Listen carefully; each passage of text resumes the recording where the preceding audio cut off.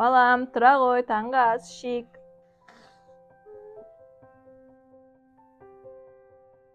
Балам, неге нанды жартылай қалдырғансың? Мама, оның қабығы қатты ғой. Балам, нан ең қасиетті ас, оны тастауға болмайды. Ата-бабамыз нанның әр түйірін қадірлеген. Жарайды, айнасам мен нанды той жеймін.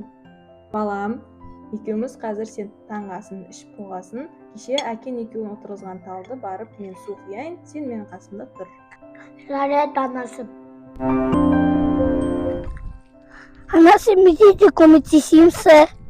Міне баламнан алып су құя ғой. Анасын қарас, талдар су ішіп жатыр. Я балам, талдар адамдар сияқты, оларға да күтім керек. Анасым, сізге күнде су құюға көмектесемін. Өте жақсы балам, сенің мейірімділігінен талдар қуанатын болады.